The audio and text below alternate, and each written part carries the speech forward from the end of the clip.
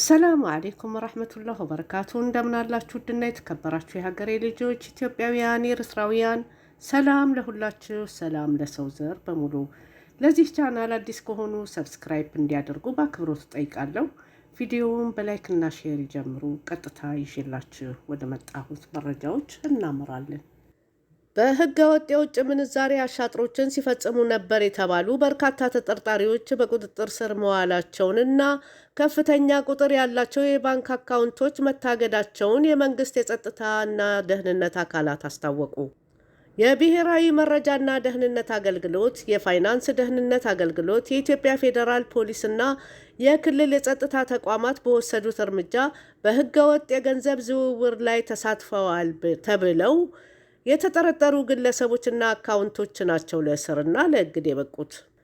የጸጥታ ተቋማቱ በወሰዱት እርምጃ 112 የተለያዩ አገራት ዜግነት ያላቸውና ኢትዮጵያውያን በወንጀል ተጠርጥረው የተያዙ መሆናቸውንና ከዚሁ ጋር በተያያዘ 519 የባንክ አካውንቶች መታገዳቸው የብሔራዊ መረጃና ደህንነት አገልግሎት ገልጿል። በቁጥጥር ስር የዋሉት ተጠርጣሪዎች የመንግስትን የማክሮ ኢኮኖሚ ማሻሻያ በመጻረር በተደራጀ መንገድ በሚፈጸሙ ህገወጥ የውጭ ምንዛሪ አሻጥሮች ላይ ተሰማርተው እንደነበር ተነግሯል።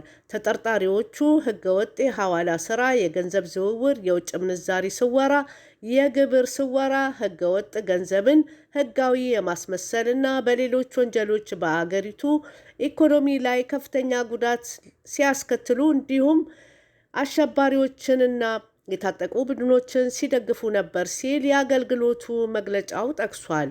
በቁጥጥር ስር የዋሉት ግለሰቦች በህገወጥ ዓለም አቀፍ የገንዘብ አስተላላፊ ድርጅቶች፣ ህገወጥ የውጭ ምንዛሪ ማስተላለፊያ መተግበሪያዎች፣ የክሪፕቶ ከረንሲ መተግበሪያዎች፣ ህገወጥ የሐዋላ አዘዋዋሪዎች እና ደላላዎች መሆናቸው ተገልጿል። በተጨማሪም መግለጫው በወጪ እና ገቢ ንግድ ላይ አሻጥር የፈጸሙ አስመጪዎችና ላኪዎች ህጋዊ ንግድ ሳይኖራቸው በህገወጥ ሐዋላ ላይ በመሰማራት ከፍተኛ ገንዘብ በማንቀሳቀስ በሀገር ምጣኔ ሀብት ላይ ከፍተኛ ጉዳት ባደረሱ ላይ እርምጃ ተወስዷል ብሏል። ከተጠርጣሪዎቹ ውስጥም ከውጭ የሚላክ ከፍተኛ የውጭ ምንዛሪ በዚያው እንዲቀር በማድረግ ፈቃዳቸው የተሰረዘባቸው ህገወጥ የሐዋላ አስተላላፊዎች እንዲሁም ህገወጥ የውጭ ምንዛሪ ማስተላለፊያ መተግበሪያዎችን ሲጠቀሙ የነበሩ እንዳሉበት አመልክቷል። በተጨማሪም የብሔራዊ ባንክ ህግን በሚጥስ ሁኔታ እና ያለምንም ፈቃድ የክሪፕቶ ከረንሲ መተግበሪያን በመጠቀም በህገወጥ መንገድ የውጭ ምንዛሪን ሲያዘዋውሩ የነበሩ ግለሰቦችም እርምጃ እንደተወሰደባቸው ተገልጿል። በጥቅምት ወር አጋማሽ ላይ የኢትዮጵያ ብሔራዊ ባንክ ገዢ ዶክተር ኢዮብ ተካልኝ በህገወጥ መንገድ ገንዘብ ያስተላልፋሉ ባሏቸው የሐዋላ ተቋማት ገንዘብ ላኪዎችና ተቀባዮች ላይ መንግስት ጠንካራ እርምጃ ሊወስድ መሆኑን ገልጸው እንደነበር ይታወሳል። ገዢው በወቅቱ ለሽብርተኝነት ገንዘብ ማስተላለፍ ወይም ህገወጥ የገንዘብ ዝውውር ላይ የተሰማሩ ገንዘብ አስተላላፊ ተቋማት እንዳሉ መንግስት እንደደረሰበትና የተቀናጀ ሰፊ እርምጃ ለመውሰድ መዘጋጀቱን አመልክተው ነበር። አሁን ያለን መረጃ ይህን ይመስላል። ብርታቶቼ ቪዲዮውን ላይክ እና ሼር ማድረግ አትዘንጉ።